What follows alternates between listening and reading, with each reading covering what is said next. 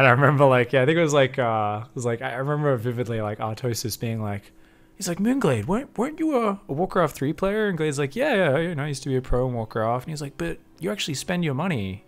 And Glade was like, oh yeah, I spent 6 months playing Brood War before StarCraft 2 came out to prepare for it, so I could actually adjust to the game. So there's definitely some skills that carry over from Warcraft 3. Nanoa was a really good Warcraft player as well, but some of the other skills drop off. So no worries. PvZ, you've been doing this Traps 4-gate chargelet DT pressure? Yep. Best I can. So how would you sum up PvZ? Do you just kind of get your pressure stomped? Do you get overwhelmed in the late game? Do banelings find your work alliance? Like, where do you feel is the key areas where you kind of fall apart? Well, the late game obviously is a mess for me, just because I don't have the army control and multitasking to really handle it, and my macro kind of messes up. But the early game is also a mess for me because I don't really know how to scout Zerg 2 base pressures and defend them with the Twilight opening. So either one. If so you say far, 2 base pressures, what do you mean like a Ling flood on your wall specifically, or just like a random Roach Ling attack, or? Yeah, well, I've obviously got like kind of a unique problem in that they've seen this strategy now a bunch of times, so they've kind of come to expect it. So like, yeah, 2 base Roach for Roach Ravager stuff, or Ling Floods, or occasionally like a Baneling based thing.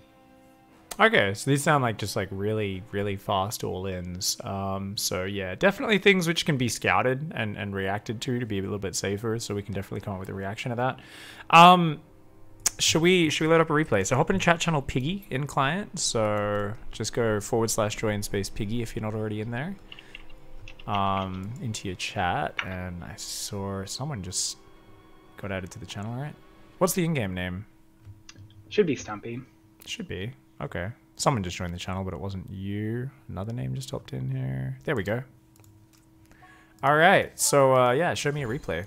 So let's go watch with others, and let's grab it up. Oh, actually, do you have any replays on this patch, or are they... Well, just give it a go. I thought that one was this patch. If it's from the last like week or so, it should be good, because I don't think the Loco Announcer patch, which came out like yesterday, has really changed anything. Yeah, it says version current, so it should be the current patch.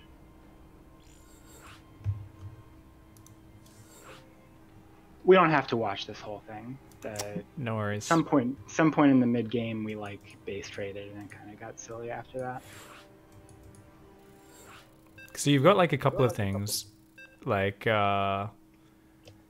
here you were kind of talking about you often do a pylon scout, so you look for signs of a pool first, a species late expansion, or a very early third base. So there's a lot of different things there. We do want to make sure we're not like panicked with what we're looking for at all. We want to be kind of like, yeah, we have those set reactions, but we don't want to be like too overly focused on them, right?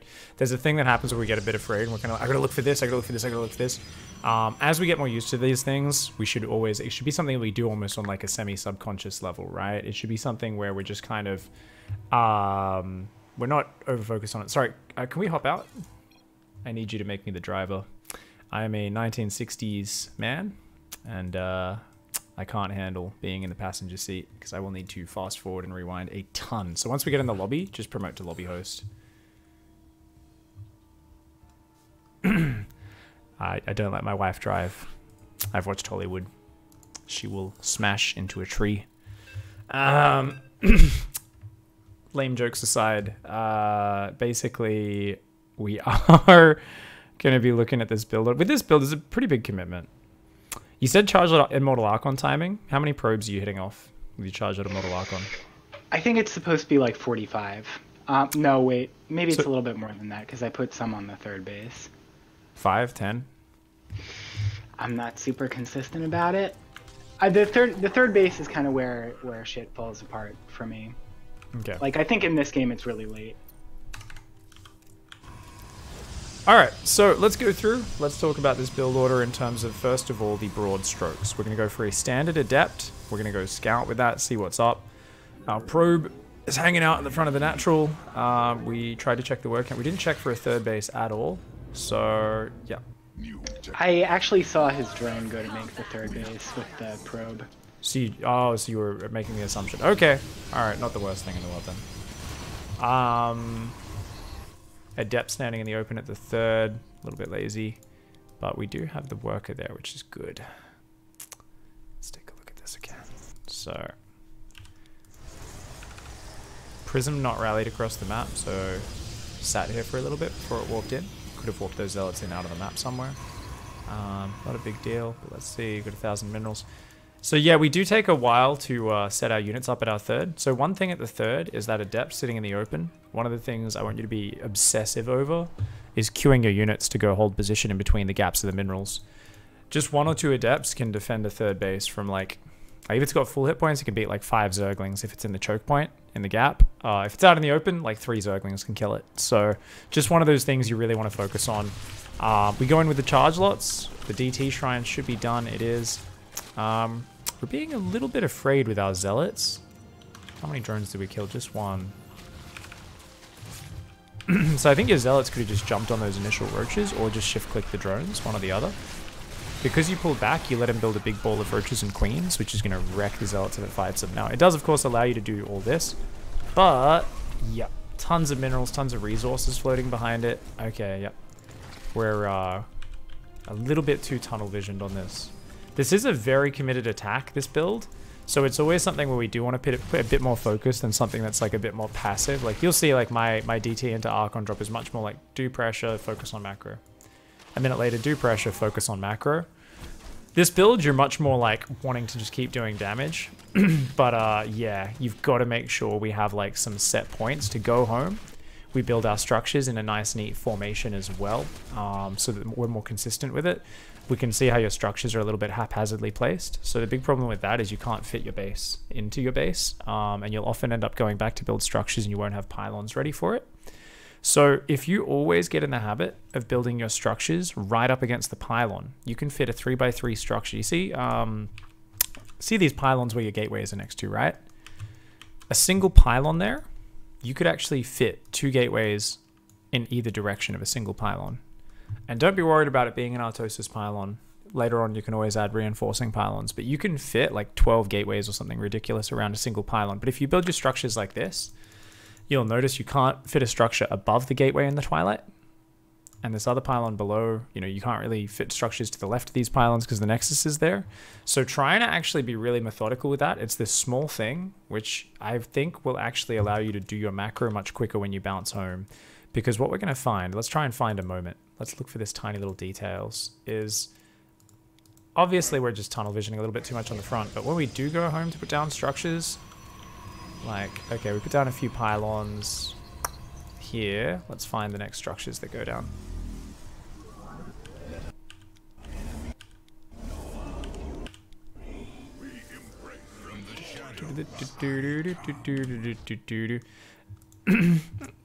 It's not too big a deal because we took so long to do them and whatnot. But yeah, we just don't have that much space for all of our structures, and that can cause problems with some of your builds. So really awesome habit to start on is just make sure those buildings are like really gridded in together nicely. Is that something you've ever thought about before, or? I've thought about it, but I've never actually been consistent with doing it. Cool. Let's also talk about what your plan is, okay? So normally you go with your zealots and then you warp in your DTs afterwards, right? So what we should be doing when we're first getting good at a build, and this is how you should initially learn builds in future preferably, it's the way I really like to do it, is your macro is consistent, your micro is inconsistent. What I mean by that is every micro situation is different, right? You always need a bit to adapt a little bit, and it's always a little bit different. So repetitions there aren't as valuable as the macro repetitions. The macro behind your pressure should always be the same. One game it's correct for your zealots to focus down drones, another one to jump on the queen and the roaches, get rid of their defense so that it spirals out of control. Macro, on the other hand, it should always be at this exact time I go home and do this. At this exact time I go home and do this, and so on and so forth. Right now, we could be saying to ourselves, for instance, okay, we should always go into the main base and warp in zealots there, right? Like this was super awkward and APM intensive that we stopped outside the base, warped in zealots, and then started ferrying them in. This just takes way too much time because this is so much APM, right? And the longer we've got minerals banked up, the more expensive that APM is for us, right? Where every second that goes by that you've got money you're not spending, there is even more pressure on you to kill a ton of stuff in your opponent's base with this APM. So what we want to focus on here is saying, wait a second, let's always go straight into the main, siege up, unload the prism and warp in there so that we can get it done as minimally as possible. And then we're just going to A-move those zealots or something like that, right? We can say at this time we always have about 1,000 minerals, and that's where we need to go. What is the next step of our build? So let's talk about your transition here. So coaching 22nd February. Now we're normally going to go warp in zealots. What's next? Warp in DTs is going to be a bit later. We're not there yet. So what do we do in between? Do we go for a third base first? Or do we add tech, Robo, Forge, Twilight, Templar Archives? Yeah. The build description says it's the 4 zealots, 2 gas, an observer, then the 4 DTs, third base. But that's not what you're used to doing, right? Because you're reading that off a list right now, so it's not in your head. No, I've actually memorized it. I just you have? Okay. Yeah, I just haven't gotten that good at doing it yet. Because once I start doing the drop, my macro goes to hell. Okay. Well, so sorry. Tab out to your document, open it up, and write it down here. This is one of the best exercises. You're very rarely going to look at it. You see where it says warp in zealots here? Mm-hmm. Underneath that, just start typing in. Okay, you're going to bounce home. You need to transition. So write down the order. Is it the Nexus? Is it warp in observers, sentries, etc.?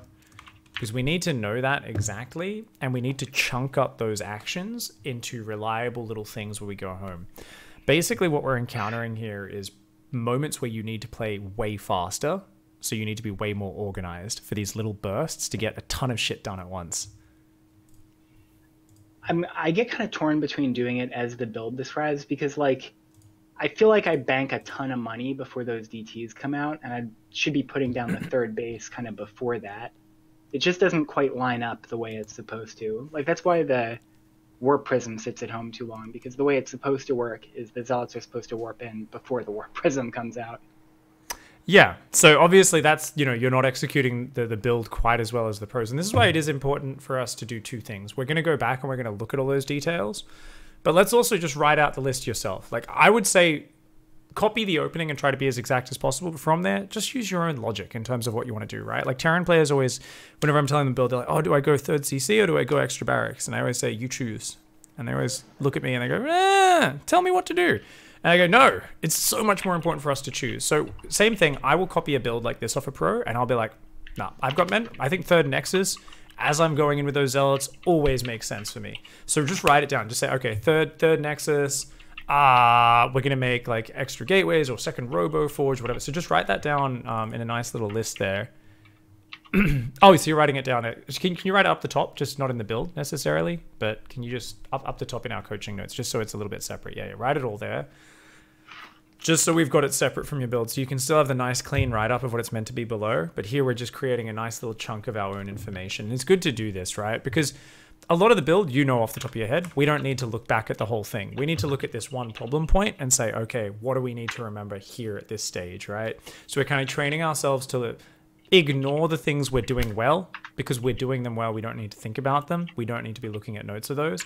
And let's like write out a little set of notes for us to remember in the other ones. So we're going to warp in zealots, aim the zealots, warp into gas at the second base, warp in 2 pylons, send the probe to the third, warp in DTs.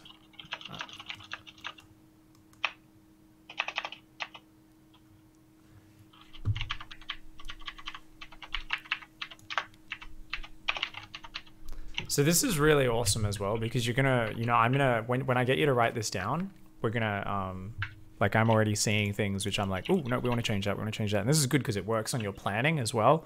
Theoretically, you're thinking through the order of things that happen, but then you'll often go look at a replay and you'll be like, actually, that doesn't line up. And I do this all the time. It's not like I can see through the matrix and know exactly how many minerals I'm going to have at each time. I'll write down what I think will work, and I'll often go back, look at a replay, and say, actually, this should be before this. I should do this after this, and that sort of thing. So that's what we're going to do. Awesome. So I'm just going to lock this on your camera so there's some eye candy for the viewers. But we do not need to be looking at the replay at all. Beautiful, beautiful, beautiful. Structuring our actions at these difficult points is always the juiciest. Technology researched. Thank you very much for the support, M. Kaido. Welcome back to the pigsty. Silver to plat with my videos. Thanks. Thank you. Congrats, dude. That's awesome. I know there's also times because the build is kind of like happening late. I know there's also times when I can like tell my DTs are not really going to do damage, and I feel like I should warp in the sentries at home because he's about to come across the map and start trying to kill me.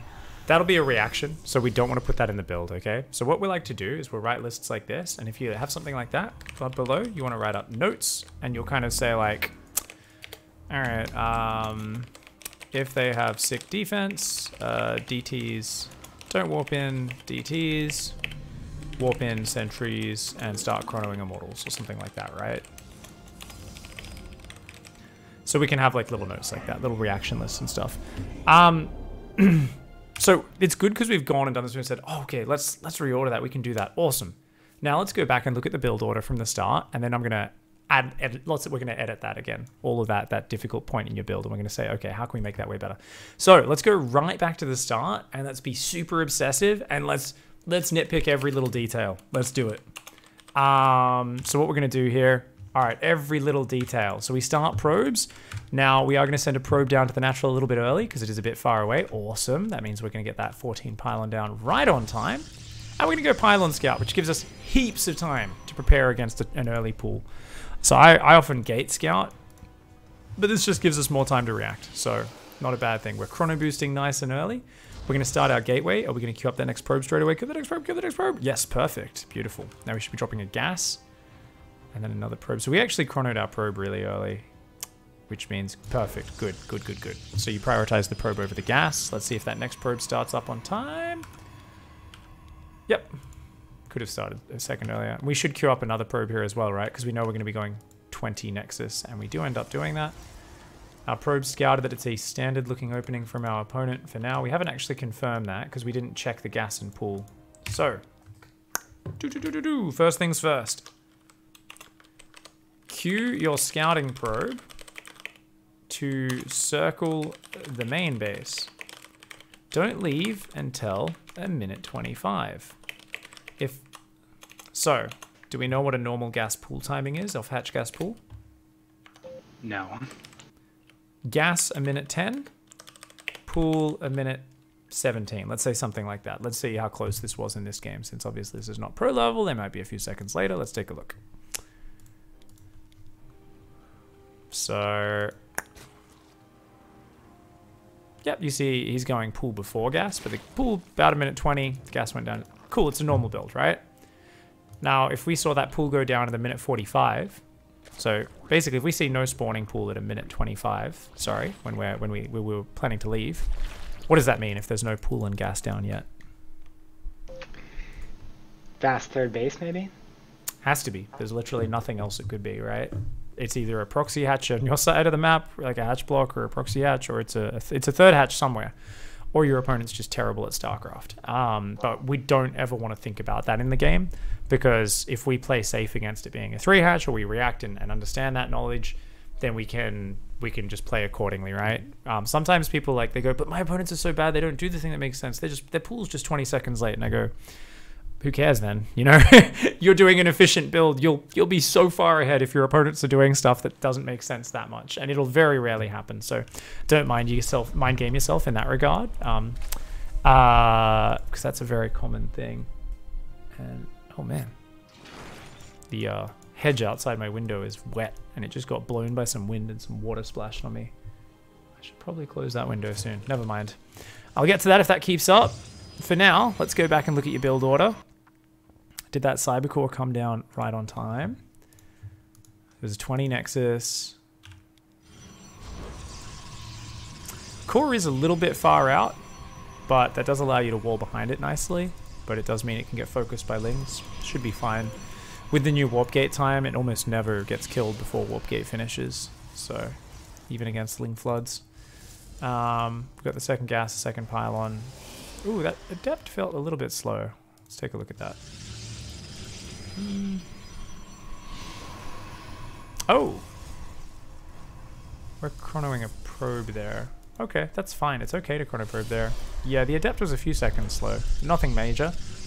And we actually delayed Warp Gate to get our Twilight down immediately. Is that part of the build? Do you need to do that? Yeah, it is, but it's there to like trick people into thinking fake you're going Stargate first. So like I don't know if it matters for me. It does not matter at all. Yeah, it shouldn't. I mean, it's fine to do. If you're used to doing it, it doesn't really change much. But yeah. And then we go Robo pretty soon. Okay, Stalker's out. I would like to send that Stalker just on a little circle around the main to check if there's another Overlord coming in, try and deny scouting, and then come back to the front, but it's not a big deal. So second gateway, we're still probing. I mean, the build looks pretty tight up to this point. When do we put down our next pylon normally? Let's take a look at that build. It goes, yeah, gateway, pylon, warp gate, pylon. Okay. So I think this pylon is a little bit late. The DT Shrine goes down as well. It's pylon, prism, pylon, right? Yeah.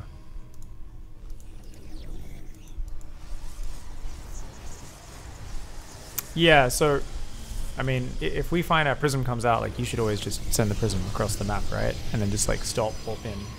Because since you're sieging it up to warp in anyway, you might as well have warped that in halfway across the map, but not the biggest deal. Otherwise, it seems pretty alright. Yeah, you just need to remember, like, if that's a common supply block, you always want to be looking through your replays for shit like that, right? There's 54 supply block, and you want to say, wait, is this something I habitually do? Or is this a one-off? Because we notice you're not probing here. Are we meant to pause probes? Yeah, I'm not sure about that. I think it says 45 in the guide, but I don't know if it means 45 supply or 45 probes. I think we should more or less just constantly be building probes here. Yeah, just because that's when in doubt, constantly build probes, right? Yeah, because look at all this minerals, right? That should just be extra money. And with that 54 supply block, so there should be what, 2 more pylons. So it's 2 gates, pylon, prism, pylon. So we've started that pylon a little bit late, haven't we? Yeah, so that should have been started quite a bit earlier. So you've just got to remember to build an extra pylon or 2 after you start your prism, right? To make sure you can warp in. So if that's a habitual one, make sure you really focus on that and just give yourself a reminder, start warp prism, build 2 pylons. Even if the build just says 1 pylon, whatever, just, you know, give yourself more room for error. You're not trapped. You're not going to pull it off like he is. So, you know, we want to start making this build yours and making your own logical little adjustments and tweaks to really make this as efficient as possible for you and within your own skill set, right? And around your own common mistakes as well. So definitely more probes would be good. I think the biggest thing here is, interestingly, we only build 2 gateway units with this build. Is that, do we not, or did we build a zealot ahead of time? I don't think we did, right? No. All right. Little dangerous against certain Ling Floods, you know, so little things we might be able to do. Squeeze an Adept in, right? Adding another Adept to the opening, just for safety, is nice if Ling Floods happen a lot. So we'll put that as a note. Whether or not we work that in as part of your standard play, up to you. Doesn't matter if it slows the build down slightly, we'll find a way to adjust the build. It'll still be good. We need to remember 2 pylons after Prism. Now, most importantly, is there's no reason for us to not already have the 3rd base kind of on the way at this point. So, way earlier, we should already have an Adept wedged in the minerals.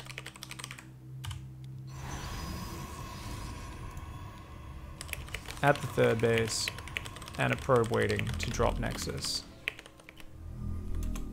As the Prism moves across with the Zealots, is the latest you should do this, right? So you kind of do that at this point here, but preferably we'd be doing that even earlier if we've got the time, the APM. Move that Adept over. Now, if you click it into the minerals, you can go shift hold position with that Adept to make sure it doesn't run out and get surrounded by Zerglings. Is that something you've ever used, shift hold position? Yeah, I use it a lot for my wall. Cool. Start using it for the 3rd base as well, and it's just a real lifesaver because you're never going to be watching it. And the number of times I even see pro gamers just like leave 2 or 3 Adepts out front of the 3rd, they get surrounded by Zerglings, and it's the beginning of a terrible spiral of doom.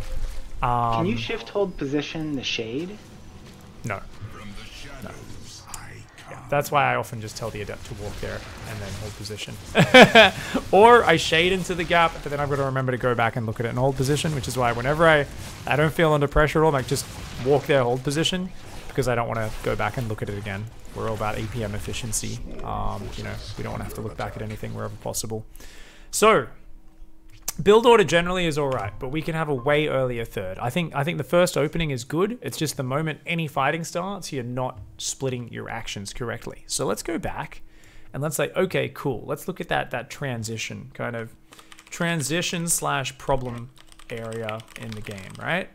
So looking back at your document here, you're gonna warp in zealots. You're gonna A move those zealots. You're gonna warp in 2 gas at the second base. Wait. If we look at this replay, those gases go down beforehand. Right? So did you mean gases after warping in zealots at home, or zealots in the enemy base? Oh yeah, I meant we're after warping in the first set of zealots. Okay, so that should be way earlier then, right? So we should be like, okay, I'm gonna cut that and I'm gonna put that higher. So just looking at your list, not looking at the replay as much. Warp in zealots, warp in 2 gas at second base. Send the probe to the third. Ooh, no. That should have already happened, right? So I'm going to take that. And I'm going to say, take third base, right? Earlier. Warp in 2 gas at the second base. Drop third nexus and a pylon. We always want to get a pylon up at that base quickly, right? We're then going to warp in more zealots. A move the zealots. And you've written warp in 2 pylons. That's something we would have done earlier as well, right? So we don't need to bother with that. We can warp in 2 pylons, and we'll say 2 pylons at the third, right? Just to be safe on the supply, make sure we don't get supply blocks. So we'll drop third nexus 2 pylons, warp in more zealots in our opponent's base when we drop. A move zealots. We're then going to build our third nexus. Sorry, that's already happened. So we don't remove that. You're going to warp in DTs. I think before we warp in the DTs, though, we're going to do our transition point, right? So you've written here, warp in 2 more gates, 2 more pylons, and the forge. So we're not really going to need those pylons straight away. 2 more gateways is also not the most important thing necessarily. I guess, we're going to go like 55 probes, probably absolute max, right, with this timing attack? And do we go 3 immortals, like 3 archons, a few sentries, and a pack of zealots? Is that the idea? Still working that out personally, but yes, I think that's the idea. Okay, so we don't need an extra robo. We want +1 attack? Yeah, +1 attack is definitely in there. It comes down with the 3 sentries. Okay. Alright, so forge, 2 extra gateways. Sure, that's nice and easy. That's one nice little chunky thing, right? So we can go, okay, let's warp in 2 more gateways and the forge. How many sentries do we want in total? I think the build calls for 3, but I suck so bad at using sentries, so I don't know if more or less. Well, it's either you go for a solid 5 or 6 and really try to get better at force fields over your games, which can be really big with those timings, or you just make one for Guardian Shield and spend the rest on, you know, Mortals, Archons, Charge Lots. It's your call, whichever one you want to work on. So choose one now so we can have it, because we need to know this ahead of time. You can't be making these decisions in game or it just distracts you from executing well. Should it vary based on what I see with the first word though? You should never vary anything. Anything in StarCraft in general, the rule should be stop trying to react to our opponent. Let's have a solid game plan. You can add the reactions once you know your game plan. Right now, we're making a standard thing that you do. As you get better, you can come up with your own rules based on what you see. Be like, actually, in this one scenario, there's an exception, but we always want to have a baseline, right? So the big mistake 95% of StarCraft players, even in Masters League, make, and a few GMs as well, is they're not thinking about having a baseline, an automatic thing. Because you're in a game of, you don't have all the information, right? Sometimes you'll get information, sometimes you won't, right? Sometimes you get a good read, sometimes you don't. You should always have a baseline that's generally good, that's just your default. You're like, this is the thing I'm working on, I like doing, I think it's generally good. And only once you've got that as your standard thing and you're somewhat practiced at doing that, will you really get good at starting to recognize when it's better to do something different and branch off in different directions. And you can kind of, you know, think of it as the main trunk of a build, right? Is just everything is defined. I always go 5 sentries because I like force fields. Or I always go 1 sentry because I don't like force fields. I just want Guardian Shield. And we kind of go with that. And then we can start to make adjustments. Because actually against Banelings, I really want to make a ton of sentries. I really feel I'm good with force fields, but only against Banelings or something like that. But you got to come up with your own rules after we have the baseline. So for now, lots of sentries or just 1 sentry? Which one do you want? Lots of sentries. All right, so we're going to do 5 sentries, 3 immortals, 3 archons. It's kind of the rough 3 archons, 1 prism, lots of charge lots. That's your attack timing, right? Can you briefly describe what I should be trying to accomplish with the sentries in this attack? Basically just trying to split their army? Yeah, well, try to trap their army so it has to fight you, right? Because otherwise they can just pull back and kind of split your army apart, right? So you always control click charge lots and put them behind your army is how you do it, right? So you keep kind of shuffling your zealots behind your army, because otherwise what you'll see most people do with charge lot archon immortal, we'll see if we see you do it this game actually. Let's go take a look. Is the zealots like run out in front? Oh, what was that? A drop? Oh no. Oh, okay. Yeah, that's cool. We're not going to get to see it because we recalled all our zealots. But generally they'll just A-move. All the Archons and the Immortals are like waddling forwards, and the enemy just stutter steps all the zealots to death, and the Immortals and Archons have like hit an Evo chamber to death or something. They've literally contributed nothing. So the Zerg wants to split your zealots from your big power units, and you want to keep them together. So by basically going forward with your Immortals and Archons, if they come too close, you can trap them, and then your zealots can engage, right? Or you can go forward. If they keep backing away, you can just cut off a ramp. If you're in between the bases, check it out. See where I'm signaling? See where I'm signaling? See where I'm signaling? Any of these ramps, 1 or 2 force fields, splits their army, forces them to fight you. That's where you can collapse on them. If they've got lots of Banelings, we might want to force field them away from our some of our zealots or something like that. But generally speaking, it's just a mixture of either trapping them with you, cutting off a path, so we only fight part of the army, and forcing them to engage, right? Because if they don't engage you early, you get deep in their base and suddenly you're force fielding their army behind a hatchery where they're stuck in a mineral line or something, and there's like 40 roaches just going, they're stuck between a hatchery and a force field, and your immortals just start wrecking them little bit by little bit. So, we've got those plans now. We're gonna go 2 more gateways. What's your total gateway count with this push? 8. All right, so that takes us to 6, so we need 2 more gates, right? So we're gonna warp in 2 more gateways in a forge, we're gonna warp in DTs, and then we're gonna warp in 2 more gates. I don't know, I'm gonna say 2 to 4 gates. I would imagine, since you're not trapped, you're often gonna float minerals while you're pushing. I know I do, so I often go 10, 11, 12 gateways with one of these sort of timings, rather than 8. Because I'm not gonna be as crisp as a pro gamer Protoss, right? So I think you should, if you notice yourself floating minerals, do the same thing. All right? And that'll be huge for you. So, all right, we've got like a much clearer plan now in terms of, okay, we go home, we add +1, a forge and 2 gateways. We then warp in 2 to 4 gateways, plus warp in sentries, and start +1. Build 14 pylons. Yes, I'm joking, but not that much. And obviously we should be chronoing immortals this whole time as well, right? So I guess we should probably be chronoing starting immortal production, warp in 2 more gateways in the forge, plus start immortal production. I reckon that can all happen at the same time. Even if we're like, oh, I slowed down my DTs by 6 seconds, I think it's better to queue things up and play around our own APM limitations than it is trying to just hit the build as perfectly as Trap does. So, awesome.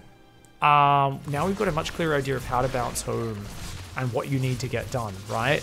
And the idea here is going to be much more focused aggression. So I want to bring your attention back to what I was talking about earlier, where you drop your prism outside your opponent's base, you warp in guys, and then you start you start ferrying them in, and it's all about this APM investment, right? The third hasn't even started. With the new build, the third will be halfway done, right? We'll be already kind of going up in that path. The idea here is every second that goes by costs us more. When we do these sort of aggressions, as we get better at it, for now when we're first learning, we're just going to A-move. We're just going to go doop, A-move. So we're going to focus on the macro.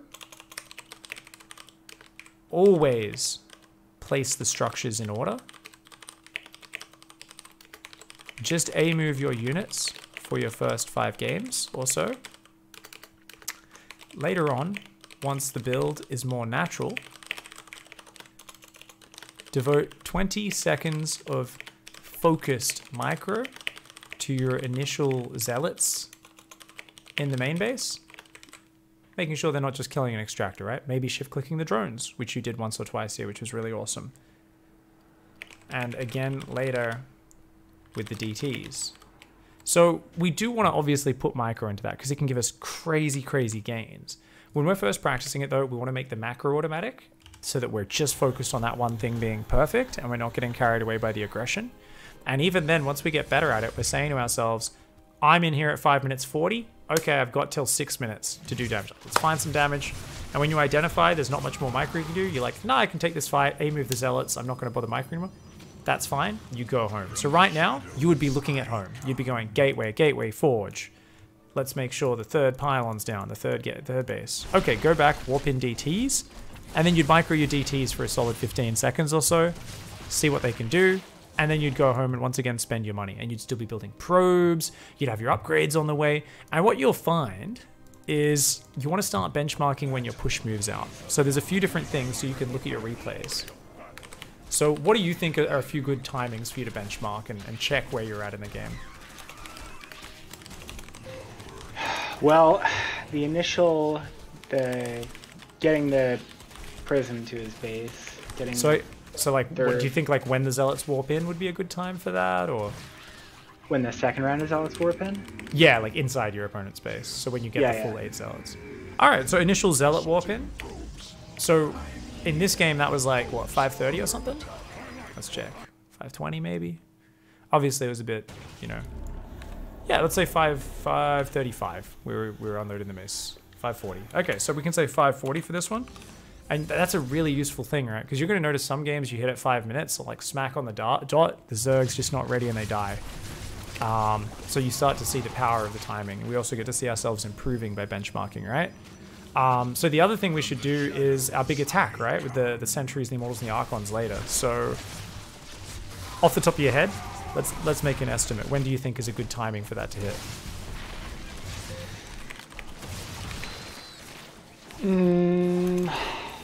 7.5 minutes. Whenever +1 finishes, probably. Yep. So let's say about 7 minutes 30. And let's see if we can hit that timing in our games, which I think you could hit 7:30 to 8 minutes for sure. Are you necessarily going to always? Nope. But remember, it's not about benchmarking yourself against trap. That's so useless, and that's what so many people do. Benchmark against yourself, right? It's about putting one foot in front of the other. It's not about suddenly becoming a pro gamer who's played the game for 10 years. It's not going to happen. Where you know, aim for the sky as like a lofty goal, but stay focused on the small goals, right? And that's where we get to see big improvements, right? It's super motivating when you realize you go from like this game, right? We can look at it. Let's go find when we were ready to push out. I think it was like 11 minutes is when we started actually pushing out. And then when you start pushing out at 7 minutes 30 rather than like 10 minutes, 11 minutes, you'll be like, holy shit. Like the difference is just staggering.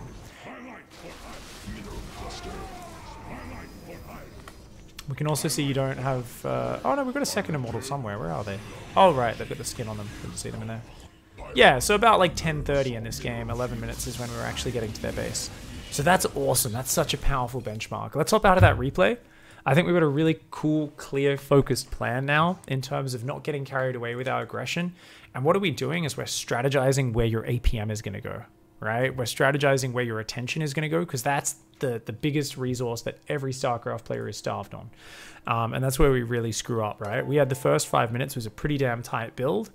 And then it was like, shit, I'm just tunnel visioning on one thing and I'm not keeping that like spread of actions going. And it's not really about doing everything at once. It's about taking a deep breath and saying, you know, I know exactly what happens. I warp in zealots, I click them into the base, gateway, forge, third nexus, blah, blah, blah. You do that in one tight chunk where it's like you put those structures down, you always put them down in the same place in the main base. You always put your third base down like beforehand. You've already got your probe and your adept set up so you can't get screwed with as much. And all of that kind of adds up and compounds and just makes the game flow. And you'll find without playing at 400 APM, you start to get 2 to 3 times as much done with the same amount of actions. So it should be really cool, man.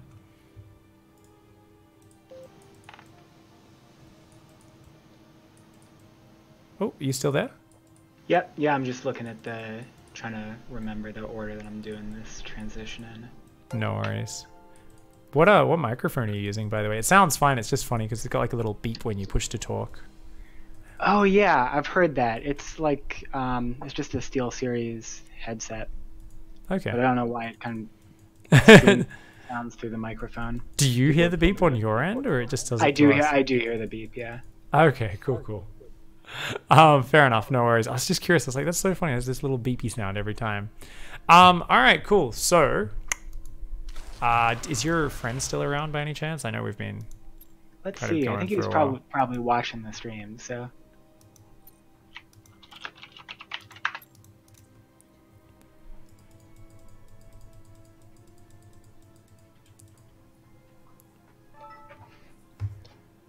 Awesome. Host up a map of your choice and let's go in. And remember, we're gonna go full ogre. We're gonna go full like herp or derp. I'm not microing my zealots or my DTs. I'm just putting them in the base and letting them die. And that's important because that trains us to change the goalposts, right? Because you're going to go, but if I click those zealots on those drones, or if I make sure those DTs don't get killed by detection, I'll be in a much better position. And you're going to say, shut the hell up, voice. I need to work on my repetition. I need to work on getting the macro down of the build. That's for later. Right now, us scoring a goal is not the victory screen. Victory for us is us executing the build in terms of the macro.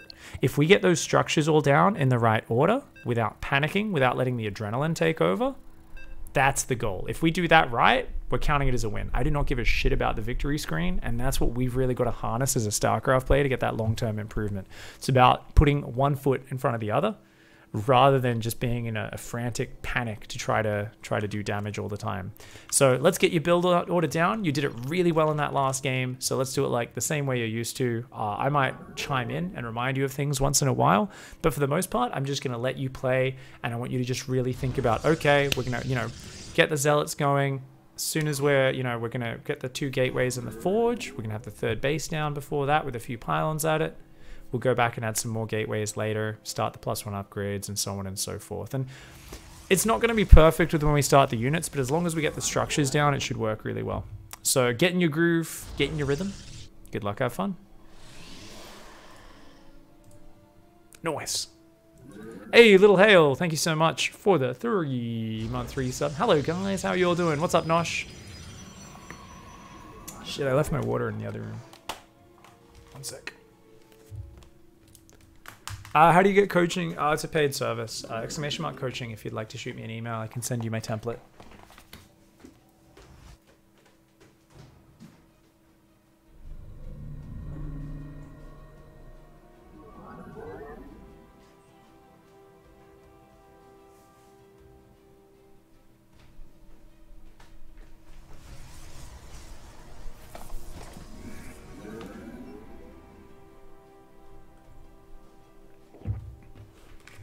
Full-blown panic. 0 reaction. He's literally just panicking. Took him like 20 seconds to pull an extra probe down. He's lucky that drone was not a Captain Dickhead. But already his build's getting pretty thrown off. You've got to you see a drone coming, which he spotted, I believe, coming across the map with his probe. You have to immediately pull a probe down, assuming they're going to either hatch block or block your nexus just by running in circles like that. So that's very, very sloppy. And something you encounter something like that, what should you do? What do I always talk about? You write a reaction list. What do I do next time I see a probe coming? Or let's start saying, oh, how do I deal with a drone blocking my nexus? Number 1, how do we spot it? You see a drone coming across the map, assume they're going to block your nexus. Just assume it's going to happen. Always assume the worst, prepare for the worst. You'll never be surprised. Oof. Oof. Let's go build more probes. What's going on right now?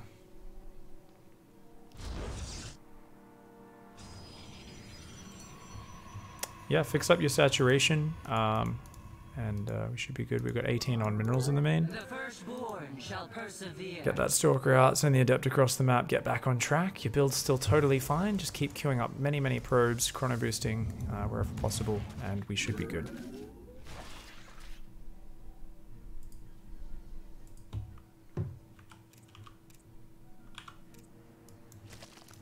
Oh, sweet. It's gonna get like a whole bunch of kills. Nice. Nice, nice, nice, nice, nice. So that adept's going across the map way too late. Way too late. But his whole opening got wrecked, so. I am here in awesome. the shadows. Probes under attack. Live game versus Slick. Screwed by drone blocking Nexus. Tell. Drone scout. Assume it will block. Reaction. Pull second probe immediately.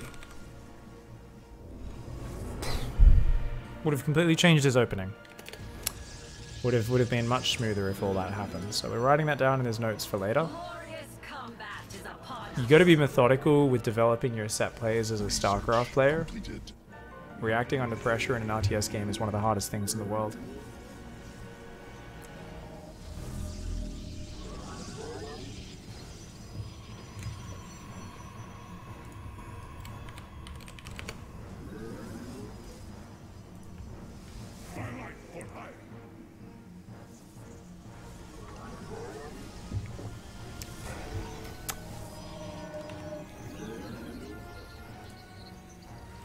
Remember to get your units ready at your third base, an adept at the third and a probe ready. Get that prism across the map.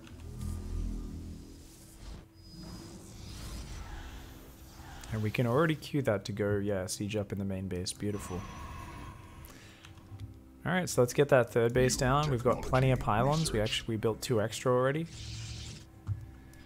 We can put dudes on gas ahead of time.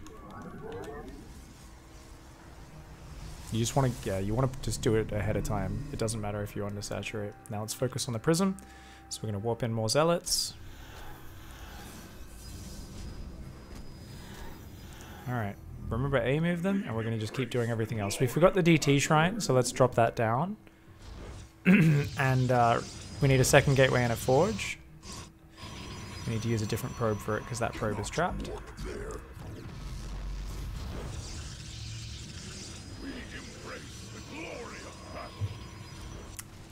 Okay, so let's run our prism away now, since we don't have the DT shrine ready.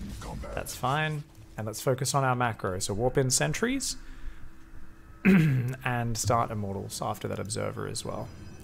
What are we doing in the meantime? Probes, probes, probes, rally them to the third. And we need 2 more gateways, don't we?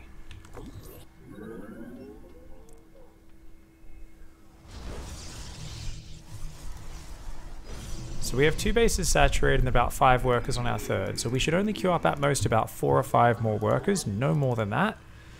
Chronoing +1 is fantastic. We also need to rally our robo to the front and start building immortals. We need to gather our army up at our third base so we can protect it. Start warping in archons out of our dark shrine just defensively. And keep chronoing these immortals. So more immortals. Start making archons, and obviously once we've got 8 gateways like we do, we're just going to need more pylons, because all we're doing is producing for a little bit. So even though we've got 20 supply free, that's going to be spent very quickly. So 3 or 4 more pylons, and just keep making archons and immortals. And then we can push across this map. We do want to make 1 or 2 more sentries as well if possible, but should be good.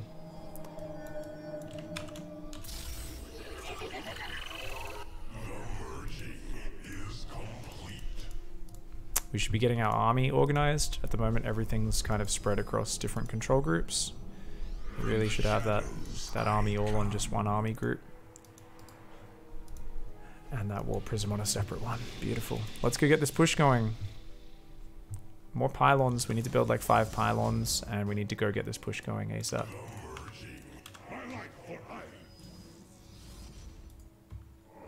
Upgrade completed. There's a Nidus in our main base, so let's warp in some DTs there to deal with that, and rally Immortals to it as well. Our main army, we're just going to A-move into his main base.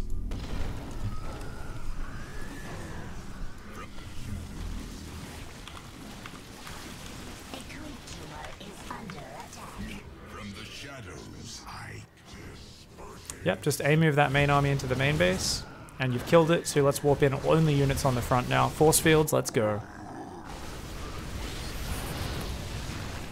Pull back from that ramp. You force fielded it, so yeah. It's cool. And try to go, just keep killing stuff where you can. A-move. You've clicked on the hatchery, so remember to A-move wherever possible.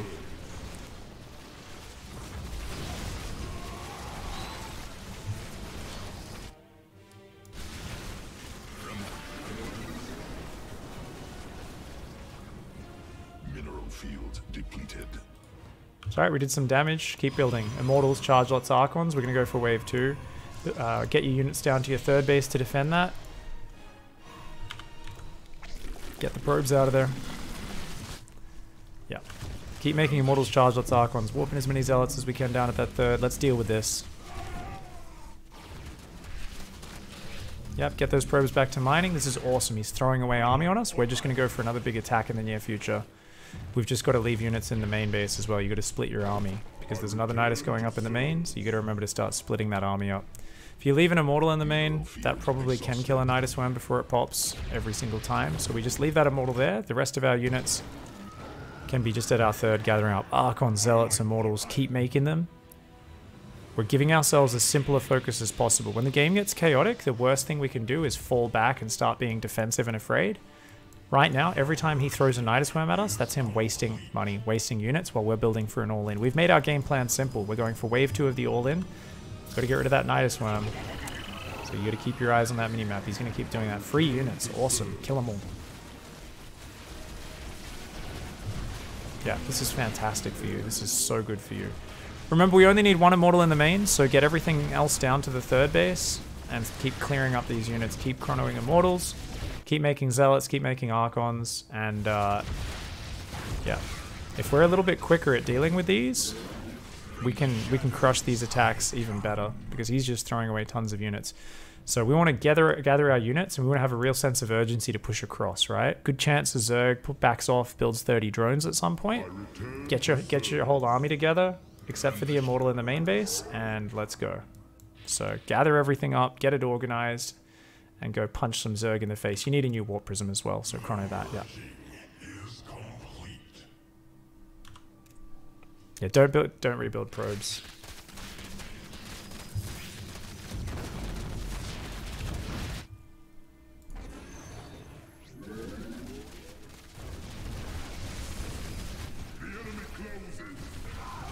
Why is he recalling? His army was right there.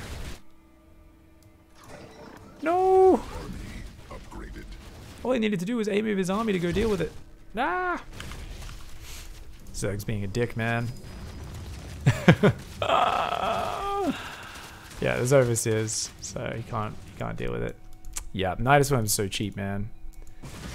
That's cool. He was in a game-winning position with his push. If his army it kind of spread out and wasted itself, and it's hard to deal with Nidus Worm, so there's no shame in that. Oh my god, he still might win. Zealots, where are the Zealots? Where are the Zealots?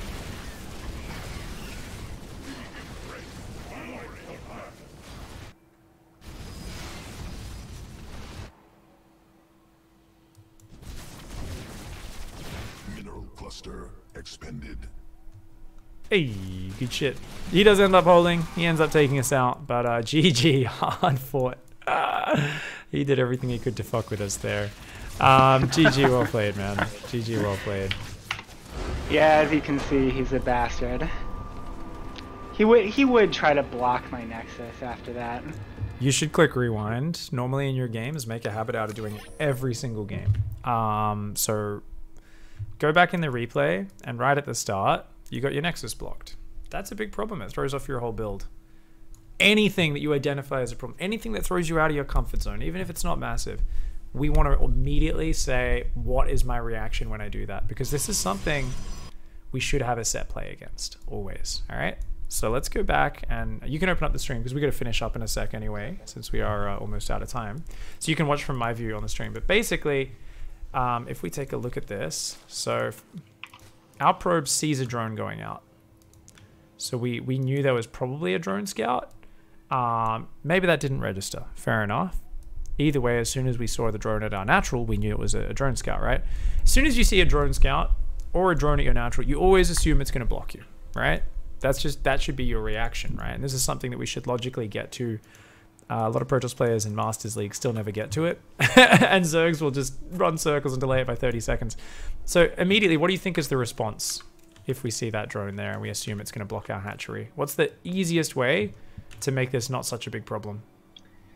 Send a second probe, put down a second gas. Second probe. We don't want to change our entire build.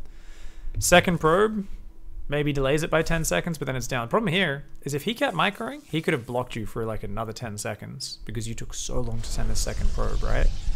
And a lot of time people go, oh, but you know, I can't always react that fast. If we go back in the replay and look at it, let's watch it from your camera as well. We've seen that drone already. Maybe you didn't register, I'm not sure. It's in your main base. But basically, yeah, I don't think we even noticed it, so that was maybe just us being a bit focused on other things. But assuming you noticed it, we had like 20, 25 seconds to pull a probe down there. You know, we had so much time. So you pull another probe, and you were kind of doing a little bit of micro, not really much. So normally when a worker's doing circles like that, you know it's got to turn inwards to keep blocking the nexus, right? It's got to do a loop. It has to keep turning inwards. It can't turn outwards or it goes out of blocking the nexus. So you want to just cut across the circle that it's going in to intercept it, get a hit. So cut across, A move, cut across, A move. So the micro is pretty straightforward and pretty self-explanatory, but basically if we land a hit here, the drone has to go whoop. So we're going to move down to the right after landing this hit to intercept it. And that's what we kind of did there, but we didn't A move it quickly enough so we didn't get a hit. Here we're chasing it, we should move directly left to intercept it on this circle. So what you do if you have two probes is one probe just attack moves and just we don't micro it at all, and the other one keeps cutting it off on the corners, keeps getting those extra attacks in, and you'll get rid of it very quickly. Super simple, makes a huge difference because this really threw off your opening. It threw off your opening massively. Your cyber core was delayed, your nexus was delayed, your second gas was delayed, our second pylon was on time. That was the only thing that was on time here. So that's really common, really small thing that threw you off, right? Okay, next thing. Why does your probe stay out front there, base? I'm curious. To see if they're gonna send those lings across, like more than four or more. Okay. Do you ever get wind of that?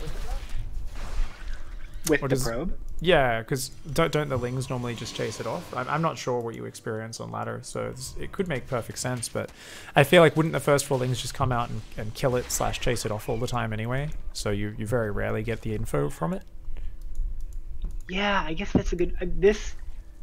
I think that's what people were doing like a couple of months ago when I was learning. I can't remember why exactly, but my thought was like... Because there are situations I would think where like you'd want to know before the adept leaves so you can keep it at home and complete the wall. It's probably if you're not realizing they've gone pull first, right? And it's like a whole bunch of lings that are coming, but you know it's a hatch first, so they can always avoid you with those lings if they want to and try to get past. That's what your stalker will be out as they arrive anyway, so it's totally fine. So I would not bother with it because it's just an extra thing which gives you such an edge case of something you can actually react to.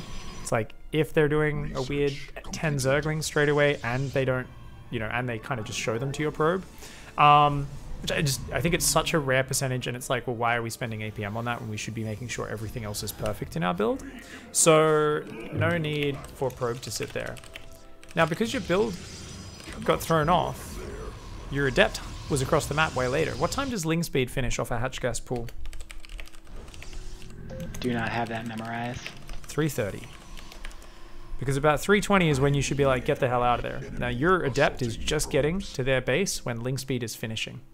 Now, your opponent's a little bit late on Link Speed, Slick is. Gets it a few seconds later. Nonetheless, if there were like 6 Lings there, they could have just killed that Adept. Real easy, right? And that's a problem for you.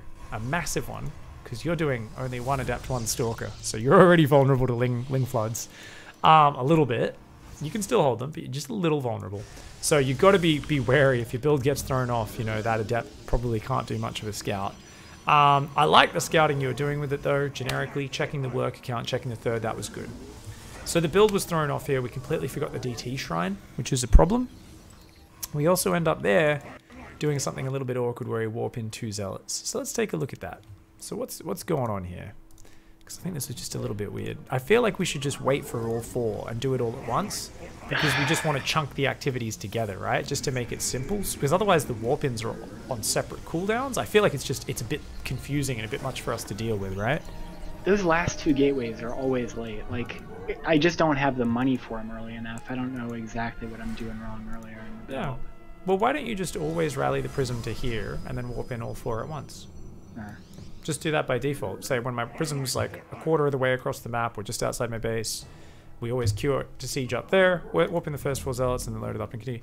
Just because otherwise you're warping in 2 Zealots, you're loading it, you're moving it, you're sieging up, you're warping in 2 Zealots, you're loading. It's more APM, which I don't think we want to be wasting. We want to keep it streamlined for you, right? So that you can focus on anything weird your opponent's doing. Your opponent's running around with a pack of Lings being annoying, trying to stop you get down to the 3rd, this or that. Those are the things we want to focus our actions on. So try to just chunk it up so that we're APM efficient. And it should still be hitting at the same time anyway. So other than that, we could see here the macro on your build was so much better, dude. It was so much better than that replay. Like, I love this. You just A-move these Zealots. Look at how well they did. This is exactly what would have happened in the replay we watched if you weren't microing your Zealots. So this is the funny thing. A lot of the time you're hurting yourself in your past games by being a little bit too afraid with your Zealots. These Zealots killed a pack of roaches and a whole bunch of drones. Wasted a bunch of money. This is so sick. If you'd warped in DTs here, if you hadn't forgot your DT shrine, you would have just like done game-ending damage here. And you would have had a 3rd finishing behind it, and an extra 2 gateways and a forge. When at this point in the previous game, the replay we watched, your 3rd was not started, and you added 3 more gateways just starting now at 6 minutes. So the timing difference is huge, and it's awesome because I feel like this is going to be 50% of our games. Those Zealots A-moving is going to do a good job. Maybe 30%, maybe 50%, I don't know. You're going to run into 6 Banelings and you'll be like, shit, if I spread those Zealots, that would have been good. But most of the time, it's going to be good. So just keep focusing on the A move. You'd be surprised how high a percentage it actually just does the job. At this stage, I was really worried looking at the way you were organizing your units. So your control groups, you had an Adept on number 3, 3 Sentries and a Probe on number 4, and a Warp Prism on number 5. So and then you added your Archons to number 3. So why are your Sentries on a different control group to your army? Spellcaster control group. Sentries don't need their own control group, basically, is what I would say here. Because they basically are a fighting unit. You kind of need them mixed through your army, and they kind of need to be used in conjunction with your army. And there's no activatable abilities you want to be using on that army, right? Charge that Archon Immortal. You only want to be using the Prism separately. So I think it just unnecessarily complicates things. If you've got Disruptors, absolutely, you know, we need to use those differently because they don't even have an attack. High Templar, I would say still put them on a different key. Some people are like, hey, they've got an attack now. We don't need to. We can A-move them and they won't run into the front and get killed. But yeah, I think that would be huge. So look at this, 8 minutes. Couple of Immortals, couple of Archons, Zealots. Like, this is minutes faster than the previous game. Not just that, your army's better than his. And you would have won the game if this Nidus didn't just totally throw you off your game here. So, I tried to talk in your ear. One of the hardest things to possibly do is react under pressure here while listening to me speak in your ear, while listening to fucking Nidus worm screeching, right? Like, it's panic time. But the DTs here was awesome. Now, if we just simply had the confidence to say there's no Overseer Suite, look away, focus on the front, and we just did that and just focused here, that would have been great. Now, I said, you know, just A move in towards the main base, right? Which is a good way to start that off. And imagine here, if we'd looked back just a little bit quicker, landed that force field and pulled our army back from that ramp, split these new zealots coming in towards the third base. Oh, and we could just chain force field that ramp. Unfortunately, nice biles from Slick. Took down the sentries. So we had so much energy. We could have force fielded that ramp forever. And Slick would have had like Hydras popping out on top of zealots. Easiest win of our life from there. So yeah, that's like obviously a very rare scenario. You're 2/3 of the way across the map as the Nidus Worm pops in your main. Once again, you can make a set play. You can say, okay, if I'm halfway to attacking, what's the set order of actions we do? Chrono Immortal, change rally point, warp in DTs, click them on the Nidus. Okay, cool. Like, yeah, we can do that. And then push forwards and try to force field the ramp to their main to split their bases off. So this can actually be like a set play as well in this rare circumstance. On the off chance you ever encounter this again, you could probably just absolutely ruin the Zerg simply because you'd be like, oh, I know exactly what to do here. Now, one big thing I noticed though, beyond that, is you kept clicking on Nidus Worms and your units were kind of derping a lot. Like, look at this fight. It can be nice to shut down the Nidus, and sometimes it's a calculated risk, but there were multiple times I felt your units were kind of headbutting past each other a little bit and couldn't quite get in range, like right here. And just be wary. Remember, if you've got a big timing attack you're going for, your army's scary as shit. This is not you being caught with your pants down. You want to fight the Zerg right now. So as long as you've got a decent amount of army there, letting the units out and just moving into it comfortably is not a bad thing at all. So yeah, this Nidus here was the one which we mishandled the most, unfortunately. This one at our third base, where you can see we did click on the Nidus there, but it was just the fact that he was in a nice little corner was the main thing that helped him out. And even at this stage, there was still a chance in this game. If you look at the supplies at about 11 minutes, you still might have been able to get back in here if we just moved over. So we recalled, because I think you thought your army was further away, but if we just moved over to fight that army head to head, I think we probably would have rolled it. It's pure Hydraling. We got a lot of Zealots and Archons with +1, soon to be 1/1. Your army wrecks that army really hard.